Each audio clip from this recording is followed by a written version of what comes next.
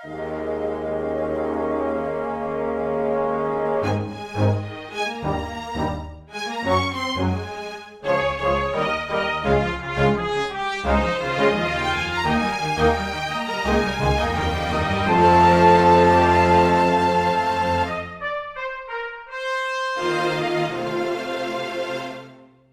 everyone, and welcome to Weekly Manga Recap. It's April 1st of 2019, which means it's April Fool's Day everywhere else, but it's Manga Day here. Chris, how you doing? I'm doing good, Nick. I was going to come up with an elaborate practical joke to start off this episode. Elaborate. Very elaborate. But then I remembered that this holiday sucks, and it's garbage, and everything about it's terrible, so I decided not to. Well, that settles that. There's no punchline to that. That's the best joke you can make on April Fool's Day. No fucking punchline. Boom. Roasted. Take that, America. America specifically? Yeah. I don't know. Someone had to take it. Someone had to get my... I guess so. I had to attack someone, and might as well be America. Yeah. Gotcha. John Oliver already took it to WWE, so I can't come at them. Yeah. So, you know. Good episode if you're a WWE fan and haven't watched that yet. You know what's... Or even if you're not. You know, it's also interesting. So, I guess a rapper died named Nipsey. Yes. Nipsey is also the name of the DJ host, the local DJ host over here, who is for the local rock station. And he is just an old white guy, Howard Stern kind of wannabe. So I was playing D&D with my friends yesterday, and one of them's like, "You guys know Nipsey?" And I was like, "Yeah." He's like, "He's dead." Like, what? How'd he die? Oh, he was shot 6 times. Like, wait, what? Yeah, outside of the store. Excuse me? Yeah, in Los Angeles. I was like, we're not talking about the same Nipsey. Same Nipsey. There was a moment there where I was like, Jesus, who had it in for Nipsey? Why would anyone get... Well, then again, if he's a Howard Stern wannabe, he's probably... I mean, it's the local shot. I think this is the same guy who hosts that radio station I told you all those years ago that was like, "Hey, call in with your worst day of your life." And like a guy called in who was just like, "Worst day of my life was when my little brother got hit by a car and it changed my family forever." And he's like, "So sorry to hear that, man. Awful. Good luck to you, brother. Hey, next caller, what was your worst day ever?" "I had hiccups and diarrhea at the same time." And he's like, "Fuck you, you monster. Don't you care?" I'm like, he's the guy who called into the radio station with the goofy answer. I think he did what he was supposed to. Oh, man. Chris, we've got a lot of manga to talk about today. We are short one series, but we're starting late, so I think we're going to have to get a move on this. I will also say that I've got very, very light notes prepared for this time, so it might be a little bit disjointed. So just give you guys a heads up as we kind of stumble our way through this week of Weekly Manga Recap. It's cool. Recap portion. I'll handle it for you, Nick. Food Wars, best series this week. Very fulfilling. Everything else, poop. Absolute garbage everywhere else. Yes. Step it up. Rise to Food Wars' level. All right, let's do My Hero Academia, chapter 222, with a very odd cover page celebrating Godzilla and Mothra in general. It's a picture of Deku as Mothra, and some other characters are watching this happen. And Todoroki looks bored. Yeah, Todoroki. Well, I like that Ida's crying. Like, this is high art that he's watching, where he's just like, it's fucking amazing. Like, he's Kevin Smith, and he just watched anything comic book happen. And he's like, I can't believe it, man. I don't know they put parademons in the fucking movie. I don't know if this is specifically a parody of a poster. And so the, other students there are representing like the actors in it. I don't know why Bakugo, for example, is making the expression that he's making while he crushes his soda cup. Maybe he just tried the Raisinets and popcorn from Whiplash. It sounds awful. Yeah, I've been wanting to try it, but I'm like, I don't want to ruin Raisinets and popcorn. Or popcorn. Yeah. Like, I don't want to ruin both by pouring a fucking box into a bag and being like, this is terrible. Why did I do this? Whiplash, that's the drum movie? Yeah, the drum movie, J.K. Simmons. Very good movie. It's very distressing, though. Oh, yeah, don't watch it if you have anxiety. No. It is very uncomfortable. So, last time the Doctor challenged Shigaraki's authority over the League of Villains. Basically said, "Why should I offer my services to you? What you've done basically nothing. What can you do for me?" So we get more insight into Shigaraki's past. We saw, things from All for One's perspective, at least the parts of it that he revealed to All Might back during their battle.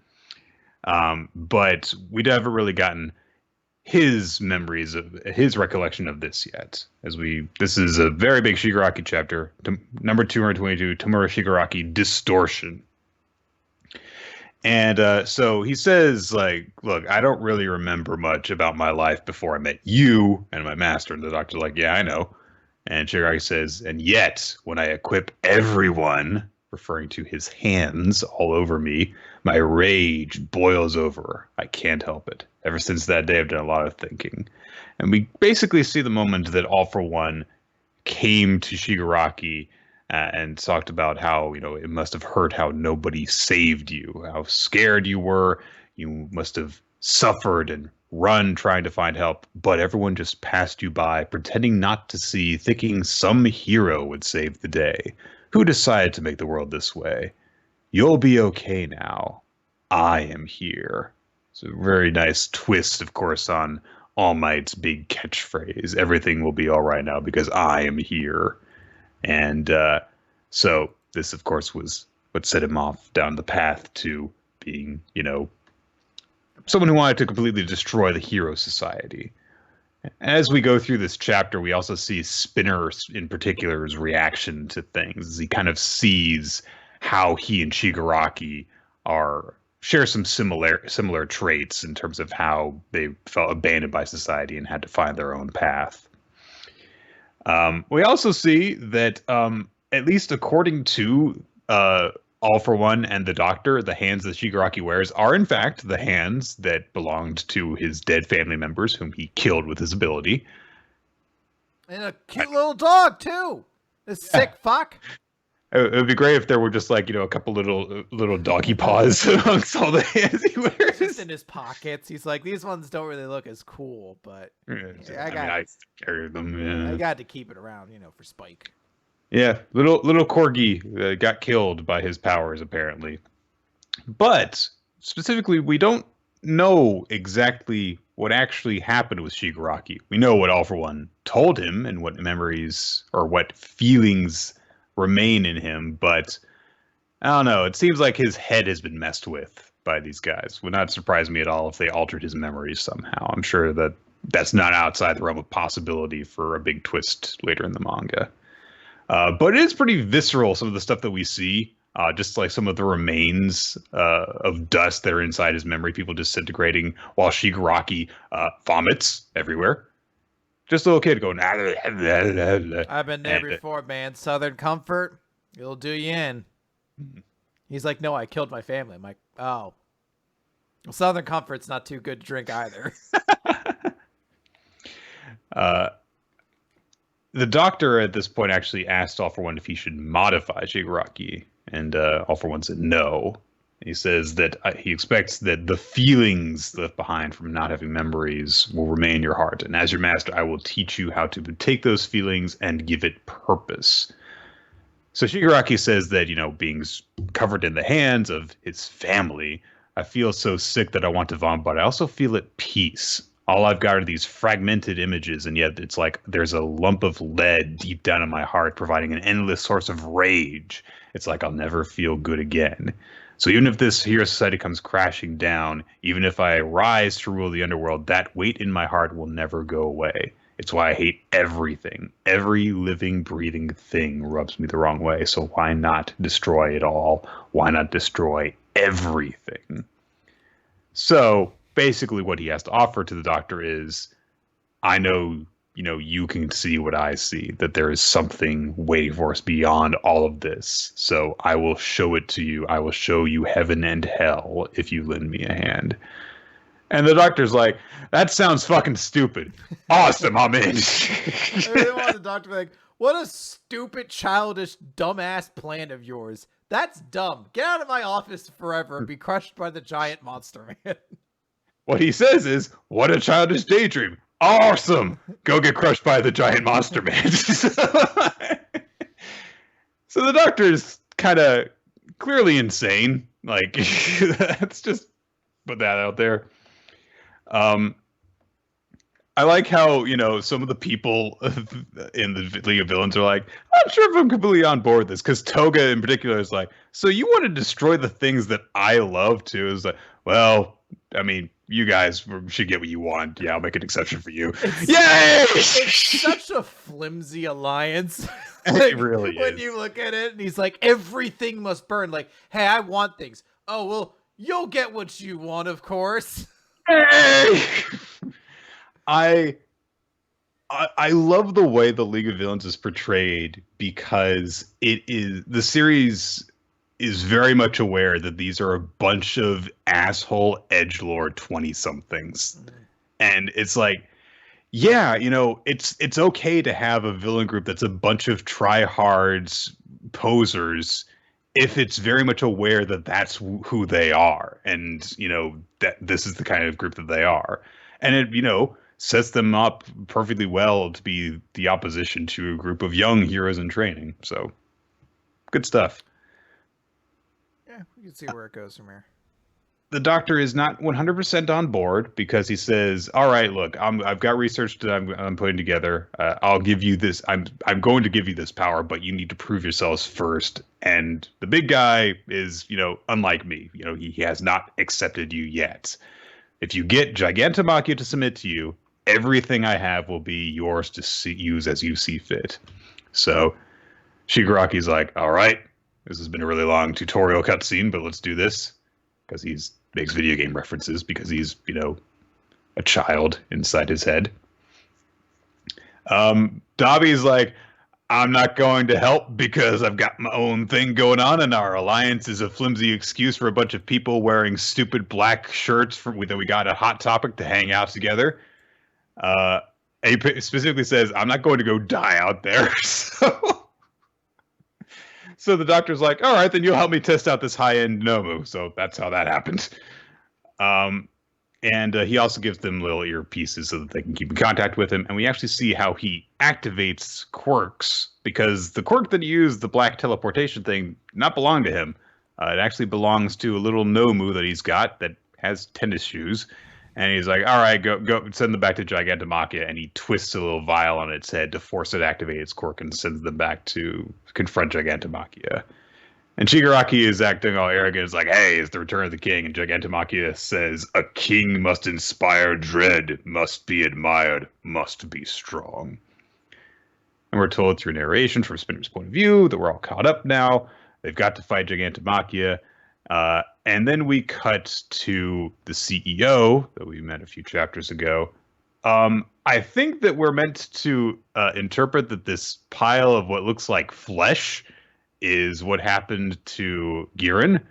And there's another bit of narration that from his perspective that says the League of Villains is doomed. And that's the end of the chapter. Yeah. A sort of dark, weird chapter of by Hero that then brings us to the present, I guess. Yep. So we'll have to see how this all fits together, but we got a little bit more context for some stuff and a little explanation for a few things. Yeah, nothing mind-blowing, but just kind of gives a little bit more of a solid picture of certain details. I will say that having gone back and double-checked, this is definitely the same character design for the Doctor as was the Doctor that met with Deku in like episode 1 or chapter 1, whatever you want to call it.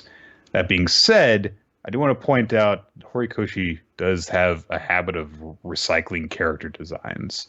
It's entirely possible they designed this Doctor and then decided to just reuse it later. Even if it's the same character, it doesn't necessarily mean anything as far as Deku is concerned. Keep in mind that Deku's quirk had not manifested when they went to see the Doctor, so maybe he did absolutely nothing to him, and maybe he just used his position to look for interesting quirks to report back to All for One. Yeah. So it might also. It seems like it would be such a weird plot or like plot twist to be like Deku had a cool quirk all along, and that Doctor just lied to you and be like, so did everyone just go solely based off the word of one doctor that Deku had no quirk forever? Like the fucking school doesn't do any checks or anything like this. There's no like medical exam that picked up like, hey, this seems kind of weird.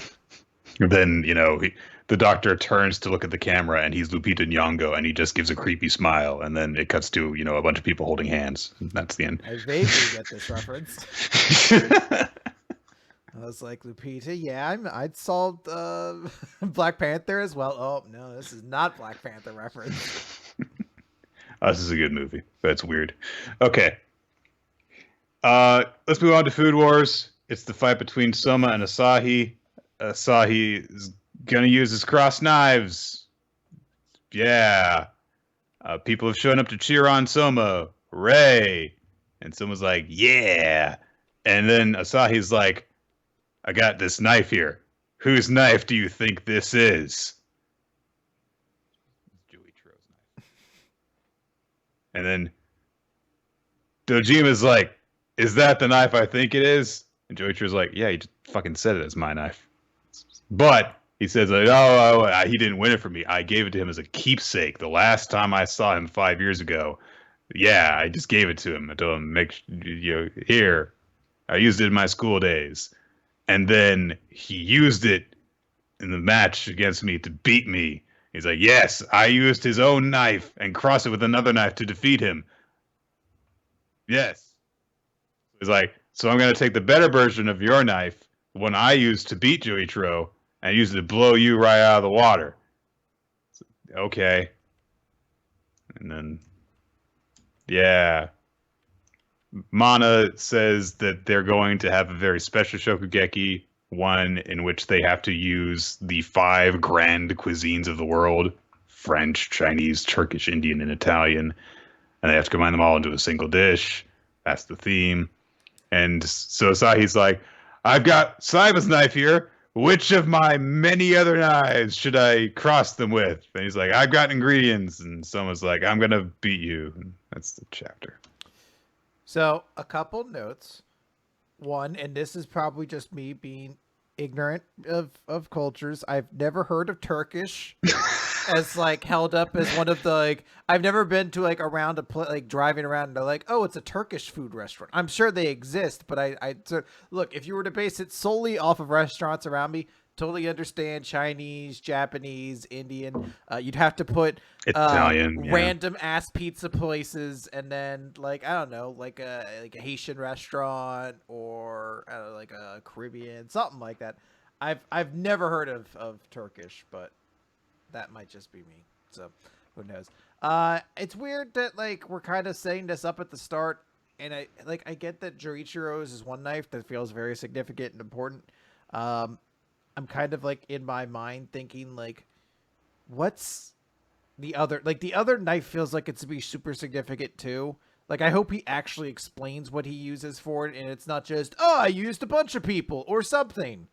Like I don't know who he could use for a second knife and have it be just as significant as Joichiro. I guess the only person who really would be someone on that level would be Tsukasa, but like. I don't know. It feels like there's this weird thing where we could get like more excitement out of this, but we're not doing it yet. And then just in general, it's like kind of like a boring theme to like finish this off. Although I guess there's still the fight afterwards. Do you still think there's going to be another arc after this if Soba's like, cool, if I beat you, then it's like I beat my dad? I did talk a little bit about this on Twitter. Mm-hmm. People were talking about their disappointment with the series, and it pointed out like, Chris makes a point about this could be the final arc because it's very easy to say, like, oh yeah, he beats, Asahi, and thus by proxy he overcomes his dad. And also this could be the thing that makes him realize that Erina is the person he wants to make food for. And that's the big thing that goes back to the start of the series, where the key to becoming a great chef is to find that one person you want to give good food to. Given that Erina is going to be the person in the finals, then I don't know. At this point, I just want this arc to be over, one way or the other. If it leads to the end of the series, then it'll be a disappointing ending. If it doesn't, then hopefully it'll get better. The arc has definitely kind of killed my love of the series in terms of like, I don't really feel like there's going to be much good going forward. But if another arc does come from this going later, then I hope that it would be better. And I still kind of feel though, it's like, I don't really think that this is going to be the ending though. I don't know. I just feel it. So that's fair. But I could very well be wrong. So all right, let's move over to Eden Zero. Chapter 37. Great Kaiju Shiki. Is there some sort of kaiju thing? Is it like an anniversary of Godzilla or something? Is that why we got that in this and My Hero Academia? I think it's just coincidence right now. I know that the American production of the Godzilla thing, like that sequel, comes out in a couple months, but I don't think they'd be doing anything separate. I don't know though. Who knows? So last time it was revealed that Homura was not Homura at all. It was in fact a super sexy spy lady who took over Homura's appearance, and the real Homura was there escaping from prison and basically confronted her in the woods. And I feel like we didn't comment on the fact that, of course, it was a super sexy spy lady. That was with a cat suit that only revealed her cleavage and the cleavage went all the way down to her belly button. Yeah, yes. like that wore exactly the suit you would imagine. So they have a whole discussion about like, oh, so you're a spy. And she's like, yeah, and I'm actually after Drac and Joe. And, I couldn't use my account, so I just had to find some with lousy security. It is a shock to learn that Jesse knows you, though. Oh, just talking to myself. Gotta kill you now. So, die. So she shoots at her a bunch of times, and Homura's like, guns are useless against... And then she realizes that she just shot her rabbit, I think, a bunch of times, and falls off. And she laughs and is like, all right, goodbye. Wait, no, I have a sniper rifle. Goodbye. And she shoots her. But Homura is very skilled and reflects the sniper rifle bullet all the way back, but she logs out before the agent could be hit. So she honestly, that is kind of cool. And we go to... She just baseball bats this sniper bullet. We go over to the terminal center where she logged in. She comes out. She says, whew, it's good if I logged out even a second later, but that's okay because no one will ever catch the real me. And we see her face, and it doesn't have any facial features on it beyond like the bottom of a nose and a mouth, and the rest of it kind of looks like a pane of glass that's been shattered, or like a face that just has like a bunch of like blood vessels, like giant blood vessels popping or something. It's a very disturbing kind of visual. Did you ever watch Batman Beyond, Chris? No, I don't watch garbage. You don't watch wonderful cartoons. Okay, fine. No, it's fine. I'm sure it's good. I watched a couple episodes. The proxy of, or the XP of Scarecrow in that series used like virtual reality manipulation in order to trick people, and he wore a costume that had like a pattern that reminds me of that this reminds me of. So could dig it. So going back to the fight between Jamie and Shiki, Hermit's like, well, if he's cheating, then we should use cheats of our own. So Weiss stops being a creepy female avatar that he gropes all the time. You could have just done that at any time, apparently. Yeah. And he's like, well, now, I don't consider myself a gamer, I don't. But if the other guy's cheating, there's nothing wrong with us cheating. So he decides that he's going to use his ether gear. But he doesn't know how it works. Because he's like, I don't know code. I just know shit. And that's how I figure it out. So Hermit yells at him. Calls him an idiot, basically. And Jamie's just busy kind of talking shit because he knows he's unstoppable. So Hermit's like, fine, I'll do the program then. I'll be completely fine, and I'm going to run your cheat to use the account, and you're the one who's going to be banned. And I'm like, what company still runs, like, cheat running technology for a planet made of data? Like, I'm still confused. Is Digitalis a real, like, is Digitalis still a game that people play, or is it, like, No, it's abandoned. Is it like an economy that exists independent of itself? Do people? I don't know, Chris. I don't care. Do people go and come and trade with the Digitalis? Does it have the power to vote in elections? Does it have like sovereign power? Like, what is Digitalis? No, see, it's like the Samoan Isles, Chris. You know, so they vote, but it doesn't count. Like, and they make a deal that they have to send at least 3 people to wrestle with WWE every year. every year. So yeah, Hermit basically undoes all of Jamie's technology, then cheats to make all of Shiki's stats multiply. And the way that's portrayed is he becomes a giant monster kaiju, and he smashes by missing. If you look, he actually super misses Jamie right there. Jamie's fine. He's okay.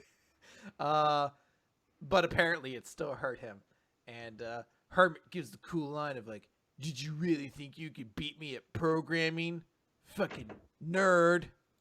Get on my level. Yeah. Scrub. And that's the chapter. So the group's got a super cool hacker girl. Nick, this is a trope I've never seen in an anime before. Never. Never in anime have they had a super hot anime hacker girl. No. I hope they do. I mean, I can't think of it off the top of my head, but I was like, someone watched Futaba and fucking Persona 5 recently. No, I don't do Persona, so that would be why. You should. I don't really want to go down that rabbit hole. And if you ever tell me, it's like, you should do a thing, and it's like, what part of the series should I start on? I was like, oh, the 5th one. It's like, no. They're all stay away from that. None of them are like continuously connected. It's like JoJo. I don't care. All right, it's like it's why I can't get into Final Fantasy. Now those are all completely separate. Exactly. No, staying away. All right. Hellwarn Higuma, Chapter 14, Finding Resolve Part 1. It's a flashback to 6 years ago when Higuma was age 9. A little piece of shit. Wanted to get the 3DS game because that was 6 years ago. I feel old now. And his dad was like, no, it's too expensive. Wah! You're 9, stop crying. And his aunt was like, just buy him the fucking game. And he was like, thank you, Auntie. And she's like, shut the fuck up, stop crying. Stop. Buy him the game, so stop crying. Being annoying. And then the whole family is arguing because like she's got a cigarette in her mouth, and Higuma's dad's like, don't smoke in front of him. And she's like, it's not lit. So eventually, I feel like all your enthusiasm for the series has left the moment you were like, this is fucking canceled like shit. It doesn't help that Higuma's a little piece of shit all through this chapter. His dad is like, if you promise to come with me on the next job, I'll buy you the game. And Higuma's like, oh, I don't need it then. He's like, I'm going to buy you the game now so that way you'll have to come with me on the job. No! We find out that Higuma hates violence in any form, except video games. Which is very bizarre twist on that whole thing. Video games cause violence. Nope, just look at Higuma in Hellwarn Higuma. So he only plays video games and abhors violence in every other form. On the notion of people who hate violence, we recently just did a bonus podcast where we spoke with Austin from Dice Funk about Magic the Gathering lore, and I just learned a piece of Magic the Gathering lore that was very interesting to me. There's a character called Karn. He's a golem, basically a robot, and he's a pacifist. And a bunch of people captured him, and they wanted to torture him.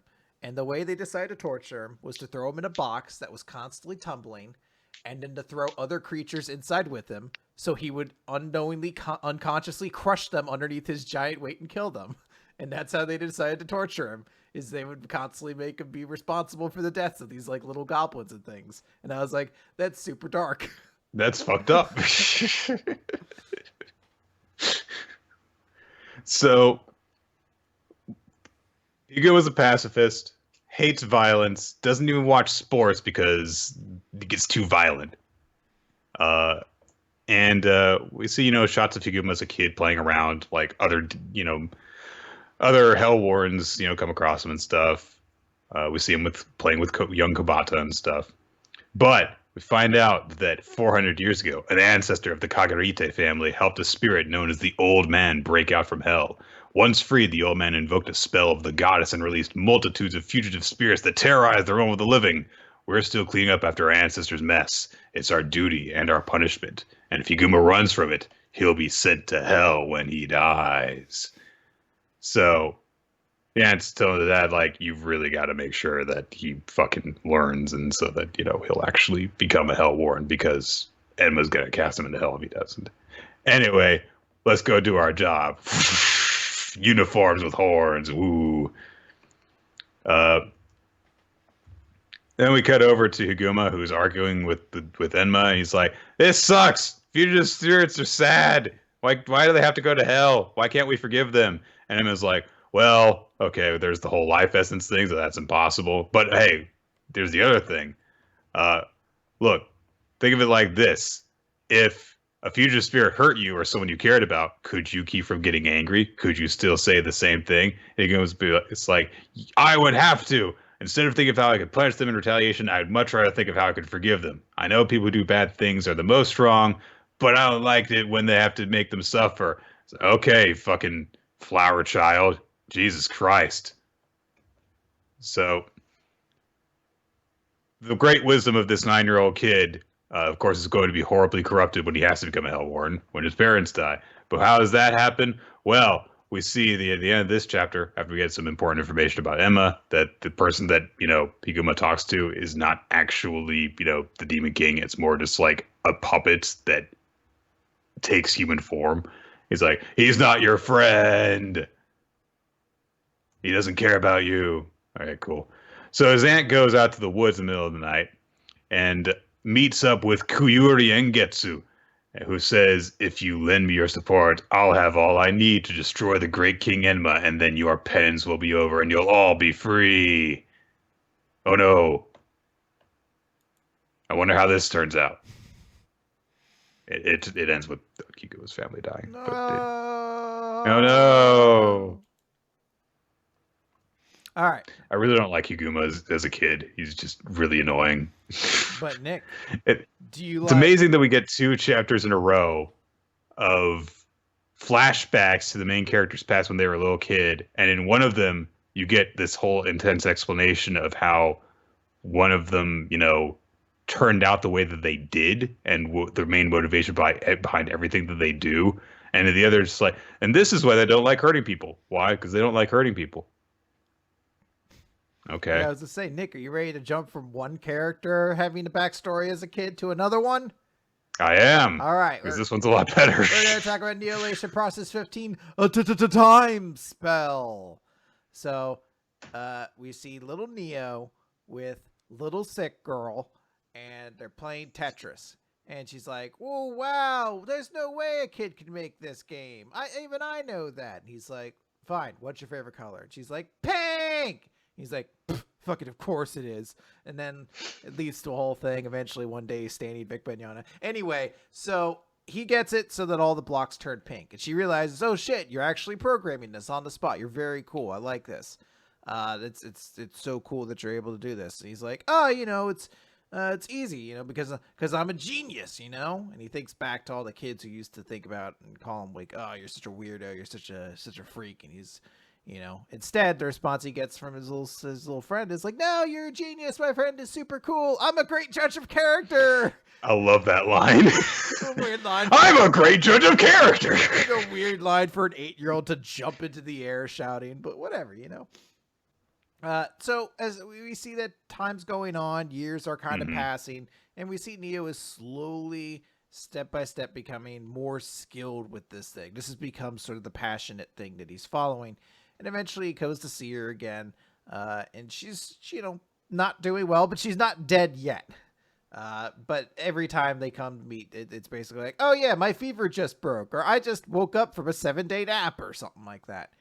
So he's like, should I just leave? And they're like, "No, you can come in, hang out." So she asks like, what's school like? What's an elementary school like? And he's like, it's just boring. It's just people talking about stuff, classes, reading out textbooks. It's boring.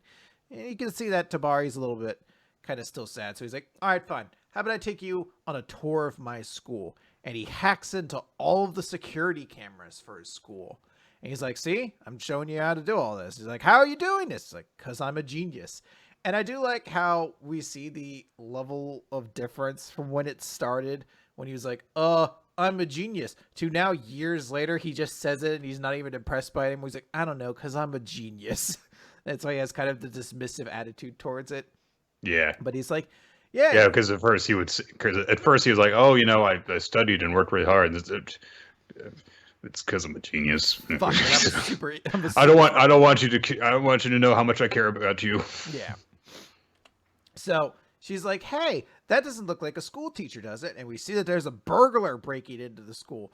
And I do like how even Neo's like, I don't know why he's robbing the school. Doesn't have anything of value, but I guess I should still stop him.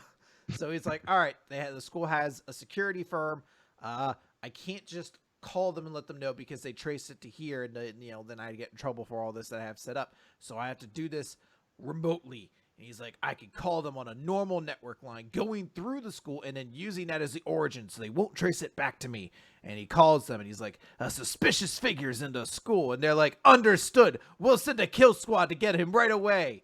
And he gets swatted. Yeah, and then people start shooting him down the hallway. And you're like, good, we got that monster. Good job, Neo. We saved the day. No, a couple security guards come in and arrest him. And she's like, holy crap, you just caught the burglar on camera. And we wouldn't have been able to even see inside the school if it wasn't. And you got the bad guy without even seeing leaving the house. It's like magic. You could do anything with the computer. You're like a modern day wizard. And suddenly, so much of all the little pieces of how Neo does his flair make a lot more sense. Yeah, and a little kid thought of them. Yes. And he's like, that's fine. She's like, no, you have to understand what you're doing is amazing. It's amazing. And if you put your yes, it is amazingable. Amazingable. I'm dying slowly. Don't question my grammar. My vocab section is first thing go by. No, she's like, if you put your mind at anything, not just computers, you can master it. I bet you could do anything. You could be a politician or a doctor, anything at all. And you have such a bright, shining future. And Neo starts thinking future, and he starts thinking about her illness in particular, and how it's, a disease where most people who have it die in their teenage years, which is basically right around the corner for Tabari. And how she's talking about, oh, what a bright, shining future you have. And he's like, will you be a part of that future? And we see like a shot of her like in the room, being like, you've had another relapse. You have to sit in your bed. You got to get a compress on. It's very bad. And he starts, Neo's thinking to himself, well, be in Japan, you need to be at least 24 years old to be a doctor. And then there's the research. And then there's this. He's thinking, is it really possible that you'd still be alive if I followed that path? Even if I did everything, even if I put the same energy into learning how to be a doctor that I did into being a hacker, are you still even going to be alive by the time it's possible? So he's like, if I am a wizard, then I need to do something. And we cut over to a pharmaceutical company who's watching as all of their data is being leaked by a cyber attack, sending it out into the world. It's potentially the new treatments for Tabari's disease. And he says, I'm going to accelerate the time it takes to develop medicine for a future that Tabari can be a part of. I'll use this spell to manipulate time. And that's the chapter. I'm sure that it'll work out for him. It almost certainly doesn't, but I do really like. I want him to have his peanuts, Chris. Yeah, I agree. I think this chapter. I think that these two chapters, I think, have done a really good job of making you get really attached to Tabari. Mm-hmm. So, and I think it really what it did for me is it really gave you a new context for Neo that I appreciate. Like, why in all the first chapters he'd be like, see, I could blow up your phone and it looks like a fireball, wizard. And you're like, it's kind of silly and like a weird way of just phrasing that. But when you go from this context, it all comes from this, this little girl who's like, oh, wow, this is so cool. What you're doing is like magic. And he's like, oh, if you think of me as a wizard, then I have to live up to that. And this is all actually part of like a persona that I'm living up to, possibly in honor of you at this point. So it gives you a lot of context for that thing. That I think really goes to establish Neo's character. Yes. So good chapter. All right, let's move on to The Last Saiyuki, Chapter 5, The Tales of Momo. Last time, Shige, Ryunosuke's young friend, it came to them. His Mo was about to burst, and so the father decided that in order to save him, they need to use Koharu's power in order to release it. They release the monster, make it materialize so that they can kill it while he's there. So they kind of go over the details of this. And the father says, it's actually really lucky that he came here because otherwise it could have materialized somewhere else. We have to do this here now. Ryunosuke begs Koharu to help them because he knows that she is probably scared to use her powers like this. But he's like, I've got to save my friend. He helped me. He restored normality for me. I have to do this for him. And Koharu says, I'm not actually scared. It's true that I was afraid of using my power and afraid to speak, but that was because I was afraid of hurting others. But now I know that my big brother can defeat the monsters easily, so if you're there, then Shige won't get hurt. So I can do it. I'm not afraid. And she's like glowing while floating up into the air while she says this too. So the father says, all right, well, the reason why the fear grew so great was because he'd heard the scary story at camp about the monster Nurarihyun. So I'll tell you about the monster's strengths and weaknesses, and that way we can, know how to attack it.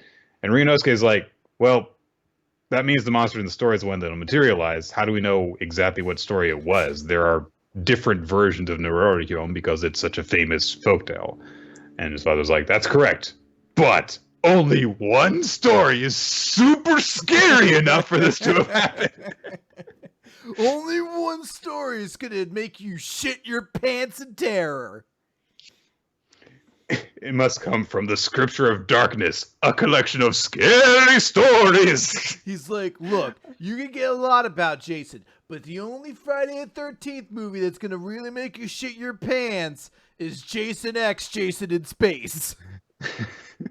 Because, I mean, come on. He shoots people out. I'm pretty sure that wasn't the actual subtitle, but yes.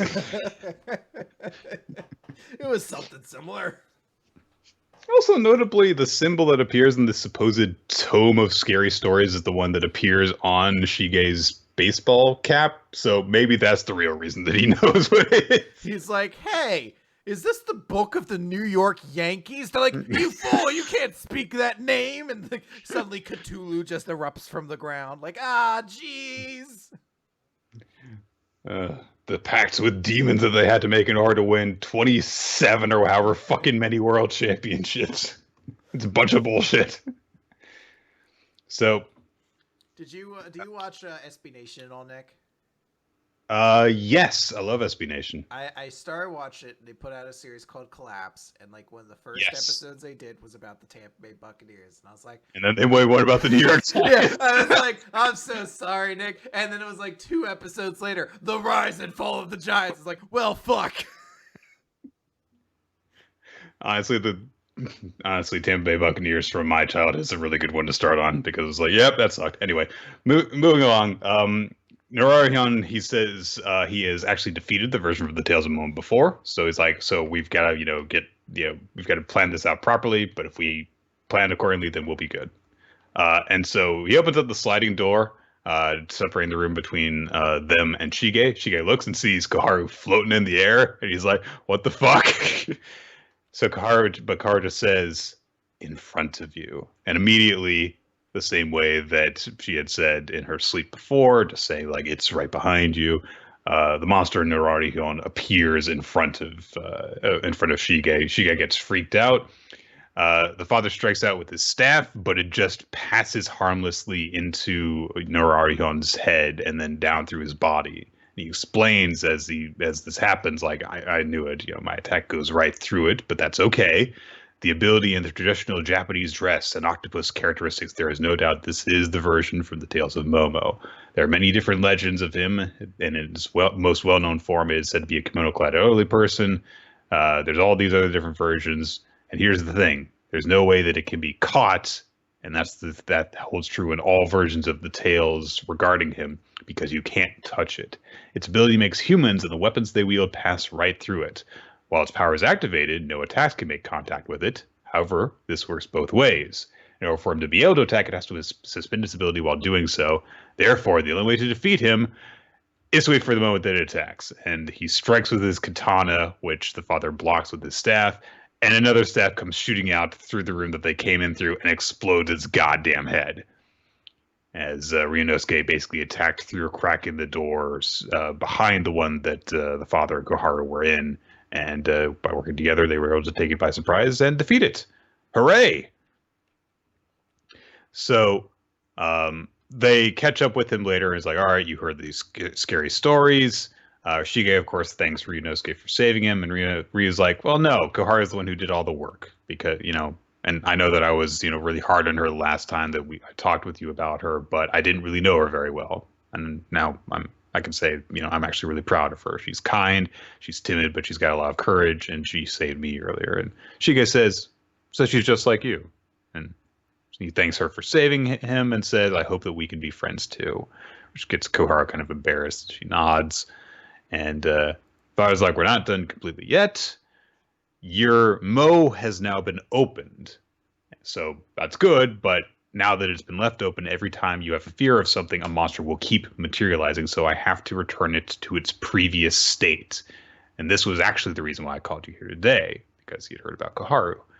And so he pulls out a little box, and as he opens it, this bizarre shape that kind of looks like half of a yin-yang symbol with an eye appears floating out of it. He says, we will now begin the procedure. And that ends the chapter. Dun, dun, dun, dun, dun, dun. They're going to kill that kid, Nick. Yes. That's exactly Obviously. how this is going to go. It's a cool chapter. I really like the way that the characters are interacting in this series. It makes me very, very... I'm just really, really attached to the series at this point. So yeah, I could dig it. All right, we will move on then from here to We Never Learn, because we're not doing Yui Kamiya. Fuck it. Yeah, well, we did the vote, and Yuri Kamiya did make the 3-chapter cutoff. So just like Chainsaw Man, it got axed. Yeah, it's gonna go away forever. Yep. Not catch on.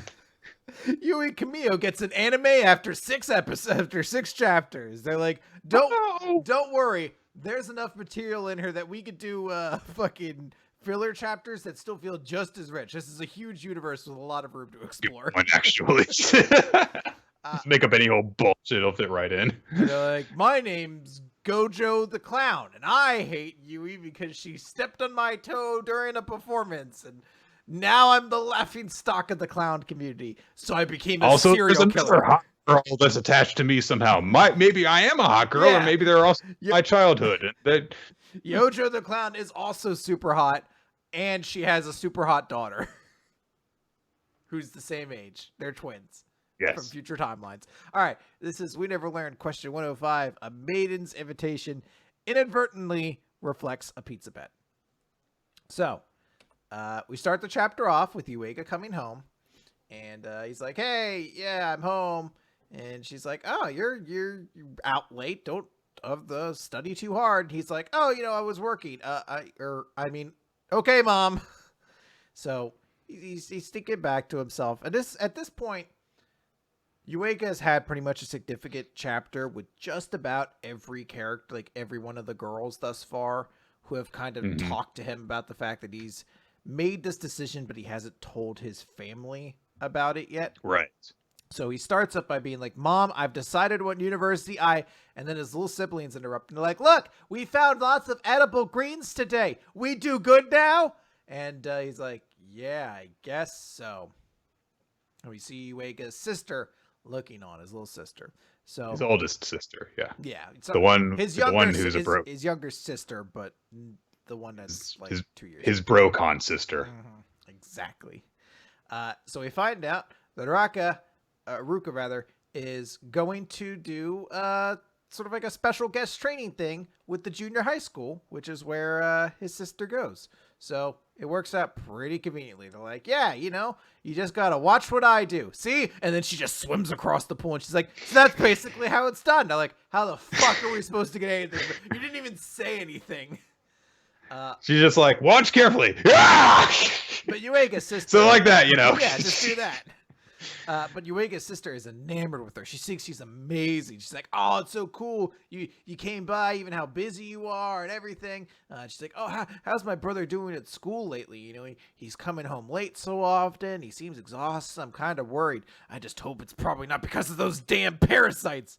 Because she distrusts all of the women that are in his life, basically. Although she presumably doesn't realize Aruka is one of them as well. Maybe she somehow has remained ignorant of Iruka's crush on Yuiga the same way that he has remained ignorant of it. Yes, I mean, she's also part of like a multiple layers of like, oh, well, you did. Oh, I thought you. I guess we were just misunderstanding. Sorry, nothing by it. oh, when you sent the sexy picture to my brother, I guess that was a mistake. Yeah, you must have. I understand how that could happen. Oh, it was a dog. Okay, got it. So, what we find out is that she was invited to go spend some time with Yuega. And he's like, "Wow, you're such a great cook." And she's like, "Yeah, I made these loaded with garlic to give you energy. And I made some extra so you could take them home to your family." And I like how Yuega's like, "Are you a god?" Like, he's like, "This is the best. Free food for me and my family, thank you! And he's like, "Oh, like, you don't usually ask me to help you out with your homework at your house. And you even made me dinner and everything." And she's like, "Yeah, don't worry about it." And he's like, "So, are we alone here?" And he's like, "Yeah." And he starts thinking about like, "Oh, these things are loaded with garlic and energy." And Yuiga gets really horned for a moment when he's just like, "I need all that energy to fuck her brains out." No, what am I thinking? I'm a sweet innocent boy. And then immediately she nuzzles up beside him and she's like, "Hey, check out this comedy duo I like. They're really super funny. It's Headpiece Man and What's Up?" My two favorite characters. I love that they made a fucking 20-year-old joke in that. So he's like, this is so crazy. Hey, get back here so you can study and everything like that. So they're going to study. And they start playing, she starts playing footsie with him a little bit. And it was weird for a moment because I was like... It really was, because I was like, that's very deliberate on her part. It is, and it's also interesting because it's... I don't know why. It was where I was like, is it like kite? Like, I don't know. I don't know how to phrase it, where I'm just like, it felt like I don't find it sexy, but it felt like a very sexy thing to put into the manga. She was just playing around with his feet. For a series that it is kind of weird, because even for a series where there's all sorts of ass shots, and the pants turn into thongs and everything like that, it's a weirdly erotic scene. Yeah. That's probably the better way to phrase it. And I like how Yuiga's just like, "What the fuck's happening? Am I imagining this? What is she doing? What are you?" And then she's like, "Special technique!" And she jams her feet like point first into the bottom of his feet. And she's like, "Is it working? I'm giving you a pressure point massage." She's like, "What do you know? Stop!" And he finds out that his little sister told him that he'd been exhausted, so she was trying to help him get better. Getting toasty in the house, watching a funny video, eating those energy boosting pot stickers, and having it all relieved with a foot massage. And she's like, "Yeah, plus garlic is good for fending off parasites." And he was like, "What?" I love the expression she makes in that one, because she's like, "Also this!" And he's like, "Thanks for being so concerned with me about all this." She's like, "Hey, have you talked to your family yet? Like, the money thing in particular. Like, you've been working like crazy. Don't tell me you plan to take everything on yourself." And he's like, "I kind of thought I would." And she's like, No, stop." He's like, "Well, how did you talk to your parents about staying abroad?" And he's like, and she's like, and it cuts to her doing a sliding cowtail. And she's like, "Let me study abroad." And they're like, "Yeah, no, makes sense." And she's like, "Well, what I've kind of learned is that sometimes kids are too much and we do our own thing. And that's why we have to count on adults and appreciate them with undying gratitude and then later pay them back twice over. Or at least that's how I aspire to be." And Yuega's like, he seems moved. And Ruka is like, "You want to be an educator like your dad, right?" And he's like, "Whoa, how do you know about my dad? Wait, did I tell you he was a teacher?" And she's like, "Nah, your sister did." And he thinks how he wants to be the kind of teacher who meets their students at their level because that's what someone did for me once. And you remember how you said that to me? From the look on your face, I kind of thought it might have been him. She grabs Yuega's hand. She's like, I love how much you care for your family, but in order for you to be happy, you really have to let your others care for you too. There's a lot of people who want to support you, Naruyuki. I guarantee it.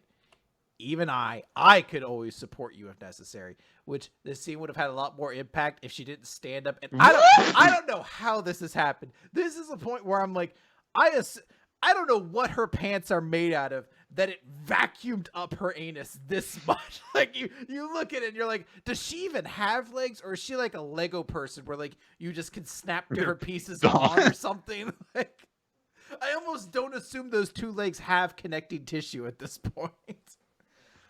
Those were Haori before she came in. So Yuega's like, wait, what? And she's like, huh? And then she's like, foot-to-foot pressure massage, and stabs him again. So with newfound confidence, I like the way that it's phrased too, because she's like, I could always support us. It's like, you know, when we get married, I'll support. I mean, nothing. Shut up. She's like, I said, oh, wasn't that a lot of garlic? Hey, you want to watch that comedy video again? What's up? Get out of my house.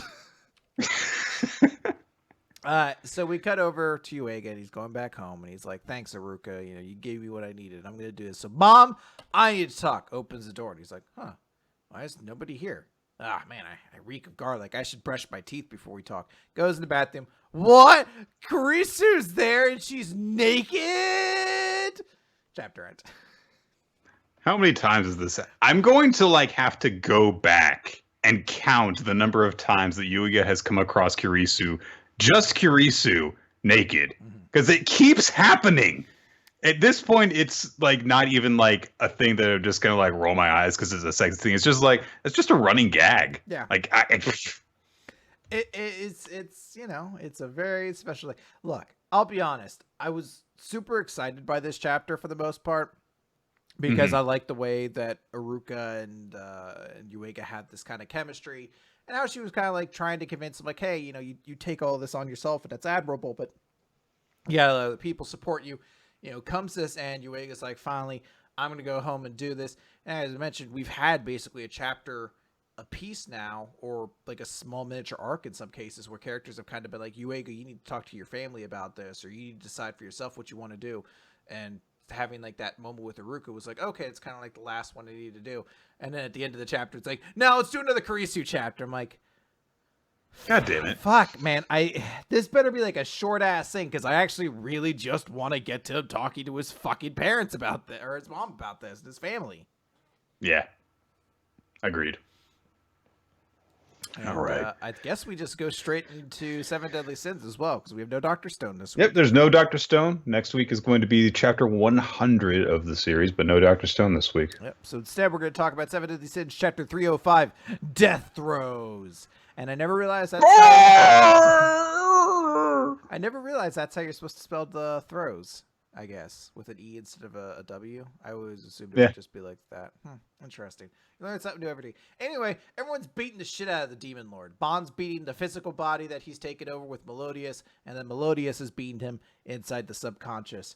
And the Demon Lord's trying to be kind of braggadocious. He's like, I'm the Demon Lord. I have no need for weaklings in my bloodline, after striking down Zeldris. And Bond's just like, who cares? And punches him into a spiral. And he's like, what the fuck?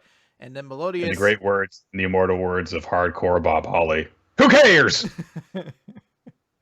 Please don't drop me on my neck. Ouch!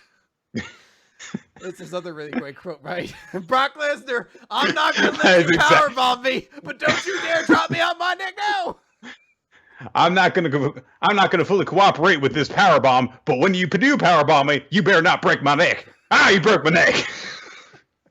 I'm gonna need a world title match out of this. It's gonna suck. Everyone's excited for that, right? The Bob Holly World Championship title reign scene. Great times. Look, I love Bob Holly, but no.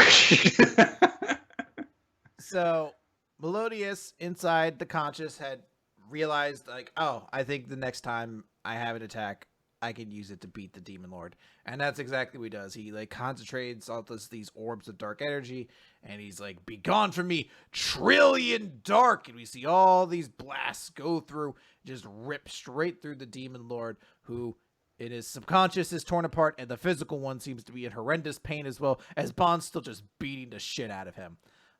When suddenly he starts kind of erupting with this dark energy and like zigzagging around through the air, and Bond's like, what's that? And I believe it's Merlin who says this, who says that's the Demon Lord's death throes. Like, what he's doing now is he's going to try to take the captain out with him, so we have to drive the body out now. Punch him more! Yeah, beat the fuck out of him. So there's a moment when Hawk runs up to Elizabeth, and he's like, did you see Melodius? Was he okay? And she's like, yes, but why didn't you come? And Hawk's like, well... And we don't get a follow-up on that quite yet, though. I'm sure we will. As we then cut over to Bond trying to stop this guy, being like, stop being such a sore loser, and trying to like hold him still. But the moment he does that and like he kicks him up into the air, where Elizabeth, Merlin, and King all combine together to create like a super 3-layered prison seal that should presumably hold him for a moment. And he's bouncing around and doing all sorts of stuff. But then he breaks out of it and uses his final secret move. Meet darkness. No. That's not his final secret move. That's Hawk's final secret move. Is it? Oh, yes. Wow. Okay. This makes a lot more sense. I really thought the Demon Lord was like, I'm going to use Meet Darkness. So the Demon Lord, like, his eyes are glowing with power and stuff. He's like, ah! And then Hawk's like, nope, and then grabs him around the head and stops him. That makes a lot more sense. So Diane takes this opportunity. She creates Diamond Tower, and this enormous, like, giant spire made out of crystal shards launches the Demon Lord straight up, kind of has him, like, placed up there, and then Bond runs all the way up. It's like a fucking scene out of Sonic the Hedgehog. He just runs straight up the surface, like the side of this giant fucking tower of diamonds, gets to the very top, and then punches the Demon Lord straight through the fucking mountain of diamond they created. It is stupid awesome. It's one of those things where it's like, like a Naruto video game or similar, where you get the full combo, so then you just get to go through the cinematic instead of having to, actually execute all the individual moves. So, oh yeah. Like this was just like 7 hits that went on for a combo, and then after it's done, you're like, that took out 7/8 of my health. Why is this even in the game? And they're like, did it do it? And they're like, yep, it did. Welcome back, Melodius. And he's like, boy, oh boy, my body's a wreck. Everything hurts. Yay! But that's the end of the chapter. They managed to beat the Demon Lord out of Melodius. Yep. Very cool chapter. It's such an epic kind of chapter. Like, just the fact that everyone kind of felt like they were cool here, except for Escanar, but he did his shit, I guess, already, so they didn't give anything there. But I'm glad, like, Diane had a cool part to play and all that, too, creating a giant tower of diamond that was, like, the centerpiece of the cool final action set piece. It was a very cool, well-choreographed little conflict there, and I liked it a lot. Yeah. Let's go down to the Promised Neverland, then. It's chapter 129, My Burden. Oh, the chapter wasn't called Fuck You, Chris, and your suggestions last week? So last time, Emma and Ray set off to try and execute her plan so that Norman wouldn't have to commit demon genocide. And we, notably at the end of the last chapter, when their conversation was wrapping up, I noted that Norman didn't seem entirely too convinced. He still seemed troubled. We find out why this chapter. Turns out he's a piece of shit. We see him thinking over the conversation. He flashes back to that first part of the series when he decided to leave so that he could protect the rest of the family, and his parting words to them. And so he heads down into this basement with Zazie and meets up with the other generals of his, where they have this giant demon strung up, held down with hooks and manacles and punctured with like javelins and drills and arrows, and there's all sorts of different weapons surrounding them that they've clearly used to torture it. And Norman says it's been a while since he's been down here. One of the generals is like, I come here all the time. It's relaxing. Ugh. Cicelo is concerned because they know that the Norman's friends don't want to eliminate the demons. So they're like, did they get to you, boss? Did they want you to not do this? And he's like, listen, there's no change to the plan. But there is, however, the issue that the evil-blooded girl is alive. And they're like, well, what should we do? And he's like, don't worry about it. I'll deal with it. And there is a complication because she is apparently friends with Emma and the others. They're really pissed off about this, especially Barbara, who says, like, how can you make friends with demons? Because that's not what demons are like. That's not how we're supposed to see them. And we see a bunch of flashbacks from her perspective, growing up on a farm, leaving, apparently along with Cicel when they graduated, and then being tortured. And she has a flashback to this, and her head starts to according to her, split. And they're like, it's the usual attack. They need to give her medicine, and apparently the interval has been getting shorter in the past few days for all of them. So they give her a bunch of pills, and she calms down after that. And Vincent says that they're having to take heavier doses more frequently. The symptoms are getting worse. Perhaps we don't have much time left. Seemingly, the experiments they gave them their strength have had horrible side effects. No surprise there. And Barbara, this is one of the things that she's like, see, this is what it means to be a human to the demons. This is how they treat us. If only demons didn't exist. That's when they bring up their concern. Like, you're not going to, betray us, boss. You're going to go through with this. We're going to kill all the demons, right? And we get this big 2-page spread so we can actually see a bigger part of the room where there are all these jars of demon parts inside of them, including like an entire brain and nervous system. As Norman says, I've come this far. Of course I'm not backing down. We get a flashback to February of 2047, where they gathered up a bunch of research data from Lambda. They're like, yeah, most of this is about us, but there's no information about what demons eat and how they change and regenerate and degenerate. Your data is severely lacking. And that's what happened to all the demons that were in the research center. They're still there, in different parts. And Norman thinks to himself in narration, I'm not wavering. I started everything. I did it with my own hands. All of this is something I have to bear. Emma and Ray are kind, but kindness alone can't win in this world. If I hadn't chosen to be shipped out, would everyone have been able to escape? I have no regrets. I want to save them. Emma and the others, Cicelo, Barbara, and everyone else. In order to do so, I will gladly become a god or a devil, Emma. Caller's beckoning back to what Emma said in the previous chapter. You don't have to become a god, but he is willing to. And we get this pretty awesome final image of Norman as like a Grim Reaper on one half and like an angel on the other. So he's kind of gone all the way over the deep end, it seems. And it looks like he is definitely not going to wait, and maybe won't even listen to Emma and Ray when they come back. So I do like how this chapter does show, because last chapter made you think that he was kind of still that kid from Gracefield Farms, just an older version. But this chapter really goes to show you that he's experienced something very different from everyone else. Not just in the fact that, he's done these things of like, dissecting demons essentially and keeping their parts in jars, but just the people he's surrounded himself with. Like, there are people who are having horrible panic attacks around him because of these demons. People who are like, I lost everything because of them. So it makes a lot more sense that Norman doesn't really see things in the optimistic way that that Emma does anymore, because it's kind of hard to do so when everyone around him are kind of like constantly traumatized by their experience with demons. And it starts to give you a bit more context for why he's so willing to go to that extra level.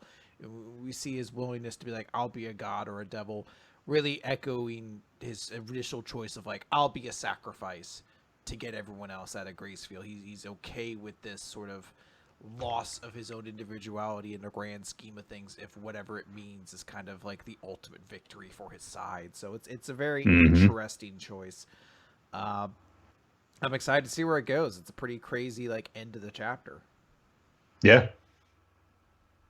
Who would have thought that the final boss in Promised Neverland would have been one of the protagonists when we start off and it the wouldn't series? have been Ray. Holy shit. If you'd give me $1,000 back then, be like, which one of these 3 kids is the bad guy? I'd be like, oh, the fucking Sasuke looking douchebag over there. Of course it is. What, are you kidding me? What are you talking about? I'm completely lovable. Everyone loves Ray. Right, Amok? She's like, well, you haven't done any like annoying hipster nonsense. The answer is yes. You know what? Never mind. Take him and dissect him too. He's a demon. No. I always knew I was special. Yeah. So you can't have my baby memories, no matter how much of my giant brain you dissect. It's gotta be enormous. I'm surprised it all fits in my perfectly coiffed head. Oh God. All right. Let's jump over to Black Clover, page 199. I will also be the Wizard King Asta. No, it's called Ultimate Natural Energy. So this, for good or for bad, this is definitely the most Naruto chapter of Black Clover we've had in a while.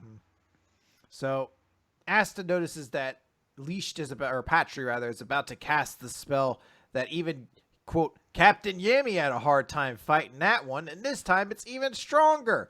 It's the Ray of Divine Punishment, and Patry's just like, die, die, die, die. And Asta's like, oh no, but with me and Yuno, the way that we are now, we're unstoppable. So it looks as though Yuno uses his magic to kind of help support and stabilize Asta, as Asta blocks it with his sword, and, kind of cancels out the attack. And he's like, phew, we did it. He must have burned out most of his magic doing that. And he's like, I hate. They're like, no, he's still super strong. So we were wrong, apparently. He goes to fire the attack again, and they're like, oh no, we're done for. But then Mercury comes down and coats the heroes, protecting them in like a bubble shield. And Nozella's like, your appearance seems slightly changed, but we meet again.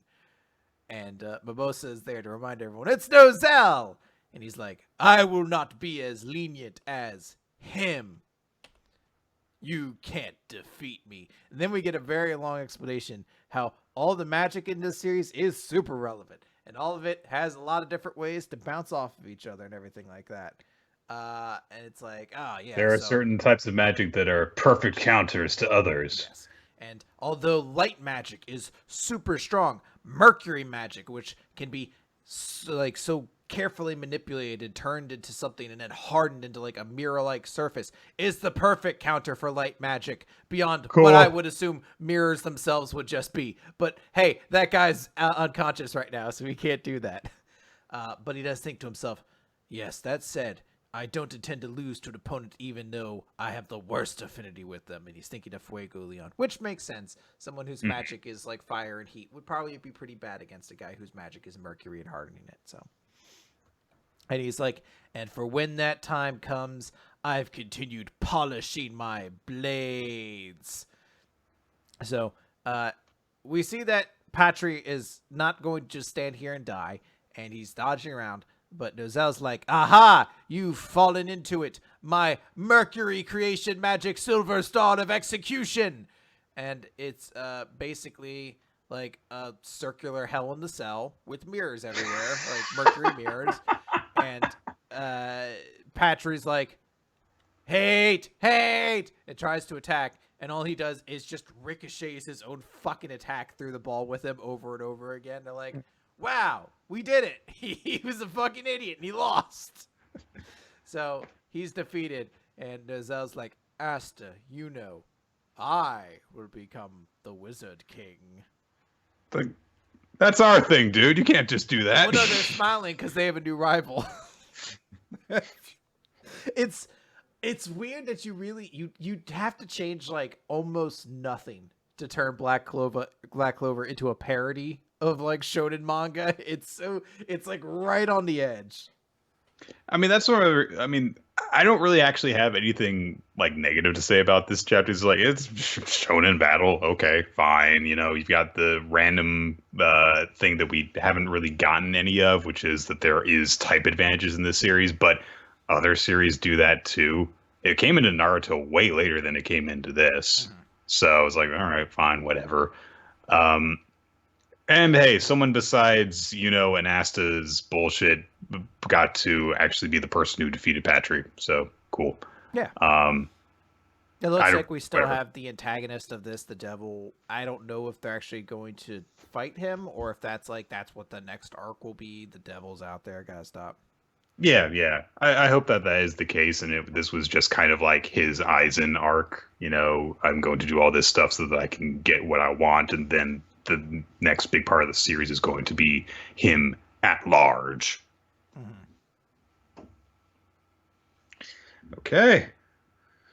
Let's finish off then with One Piece, chapter 938, A Woman's Secret. Ooh. Look at Crocodile, playing with burbs. He's letting them bathe in him, which is a weird context to suddenly have the idea of like, oh, if you're a Logia users, animals could like bathe and shit inside of you. You're like, that's gotta feel weird. What if an animal poops inside of you? And Crocodile's just like, good. Oh, that is a very weird thing. He's like, that's what I want. He is evil. Last time, Zoro pulled off a super awesome badass move in order to just take one of Kumo guy's scythes, hold it in his mouth, and use it to execute his three-sword style and take the guy out. And he's down for the count. Good job. Guy with weird name. Hugh. I'm not going to bother trying to pronounce it. It's weird. The bandit guy who gathered weapons and stuff sees this and then just turns and takes his leave. And Zoro collapses because he did take a really nasty wound to the shoulder. So he's out. And we cut away before we're catching up with him again. We see that basically things are going wrong with the plan. Amazingly, things did not go exactly as the Straw Hats and their allies wanted them to do. Kinemon and Dogstorm are trying to figure out what has gone wrong because they're like, oh, the enemy has somehow learned about the symbolic flyer and the mark of the moon. And they're like, what do we do? And Kinemon's like, I don't know. I thought we were careful with our distribution. Who knows how this leaked out? And we chose this coded symbol on the off chance that that fell into unintended hands. But now they've learned the meaning of the ankle symbols and this coded image. So it seems that our cohorts in the capital are being apprehended by Kaido and Orochi's forces. And sure enough, we see that some people are being seized by different goons and such. And everyone who is following Orochi says, like, people with marks on their ankles are traitors. If you see something, inform us at once. We see X-Drake going around along with Page 1. So then we cut over to the Pleasure Hall where Kyoshiro is getting reported to. We learned that Komurasaki's wake has been canceled because there is, chaos going on surrounding it. So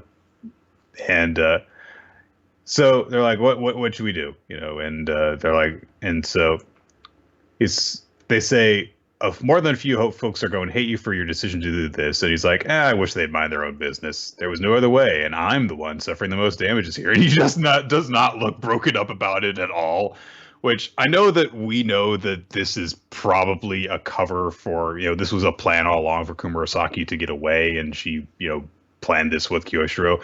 But I love that he's putting on this image of like, yeah, I killed her. I'm the one who's suffering for it. Why should I be upset for her sake? Yeah, I mean, come on.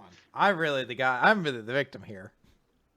But he also holds up a little flyer that has the symbol that's been passed around on it. He says, Shogun Orochi's in a bad mood, and this is probably the cause of all of it. So, is he the person who leaked the info to Orochi?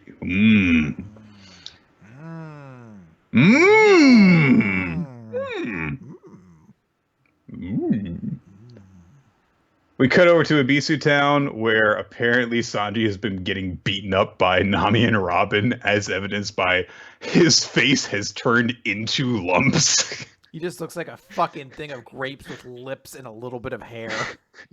I love what he says because they're arguing over something, and then he's like, "Well, we shouldn't be casting doubt on each other." Anyway, I didn't see anything. I like even Frankie's just like, how does a face get punched to make that shape? Because they, of course, have just learned about someone has apparently betrayed them, betrayed the plan, and Law is arguing with Shinobu over this. Shinobu is saying that Beppo and the others must have ratted them out, and Law says there is no way that would happen, and don't insult my crew like that, but they're getting really pissed off at each other.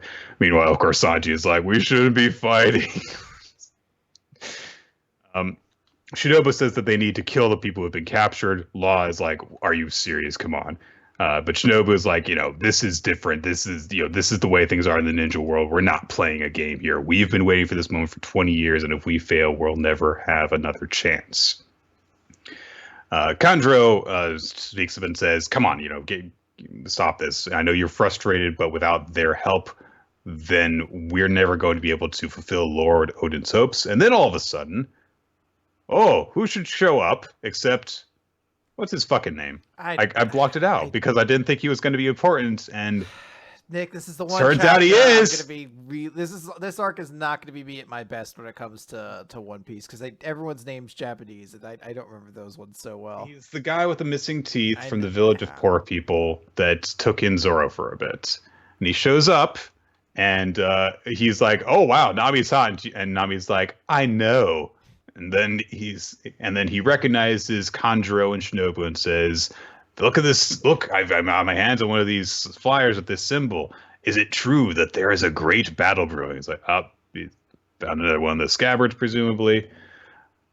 And then we cut away again to catch up with Zoro, who is in a graveyard in Ringo, and he wakes up shouting, "Swords!"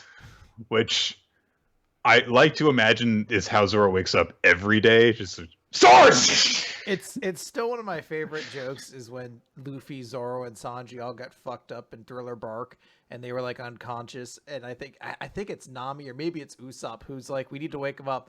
A beautiful swordswoman just showed up with meat, and all of them are like, a swordsman, meat, a beautiful woman. Oh God. So. I wasn't certain if it was Komurasaki who was the one that Zoro saved, and it is. I was pretty sure, but again, it's Nami with flowers in her hair. Or not Nami, Robin with flowers in her hair. Brunette Nami with flowers in her hair. And she's like, hey, take it easy because look, you've been injured, and hey, thanks for saving us before. And she says, I'm sorry that you got hurt doing that. And Zoro says, it's because of my own lack of skill that I got hurt. It's not your fault. Anyway, where'd that huge guy go? I've got to go get my sword back from him.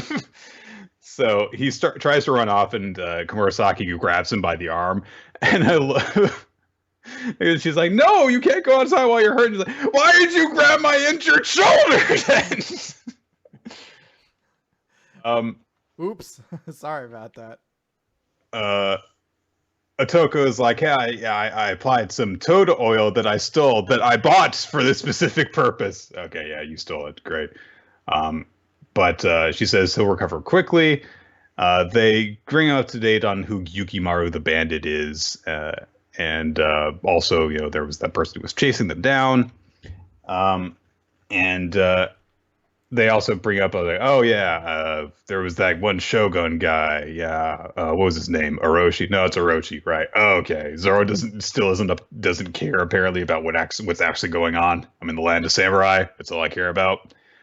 Otoko makes the pun about her names. Like it sounds like Otoko, like boy, but I'm not a boy. Isn't that funny? No. I do love Zoro.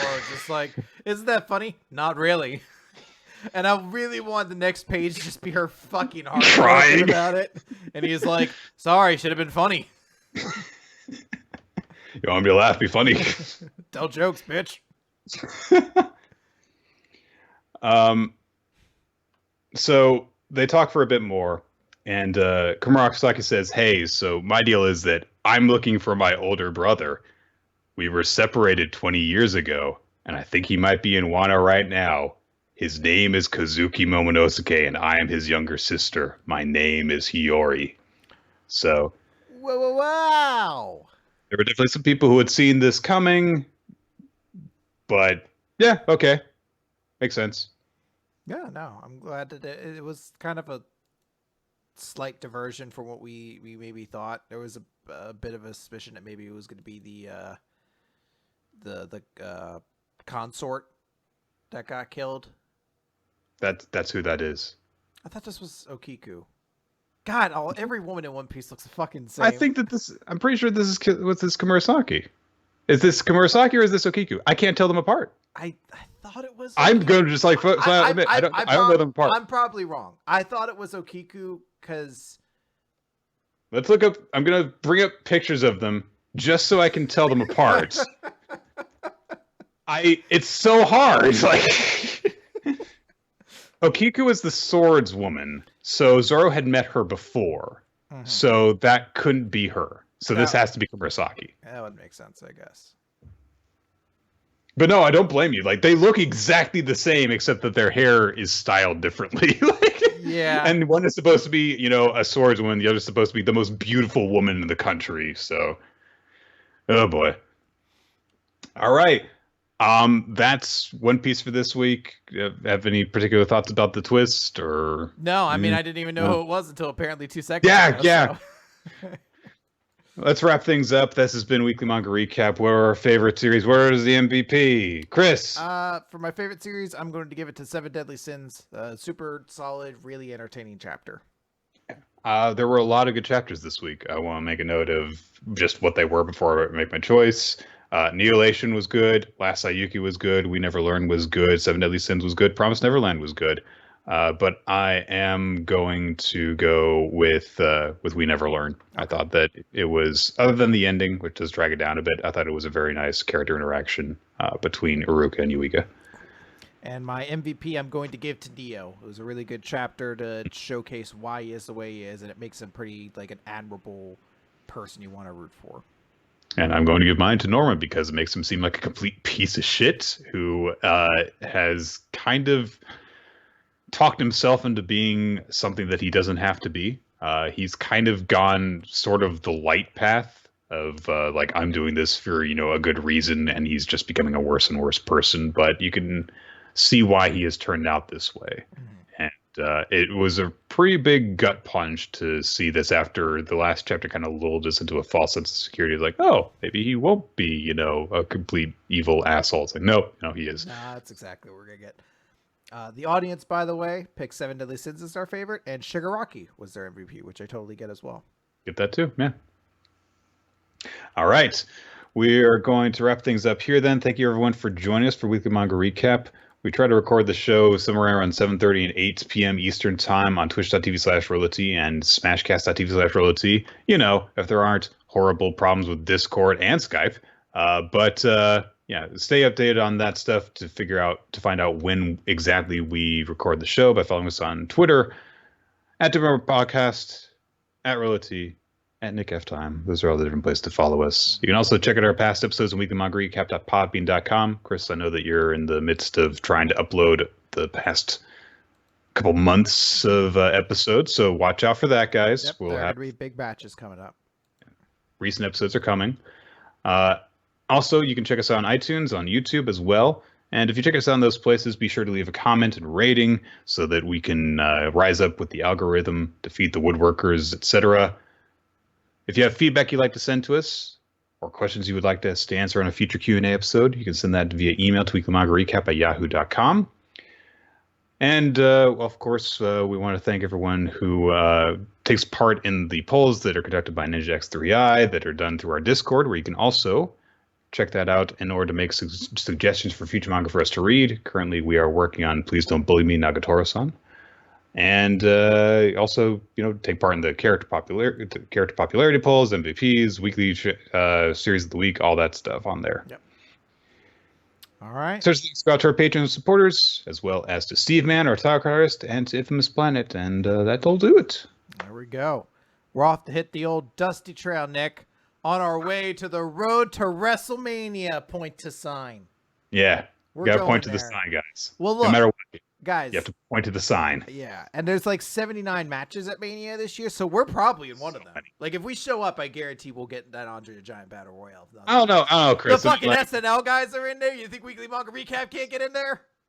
Yeah, I mean, in order to not show up on WrestleMania, you'd have to be like, like a wrestler who's not important. Like Tyler Breeze is what you're saying. You have to be Asuka. Like Jesus. Oh man, we need to do a wrestling podcast one day. Goodbye, everybody.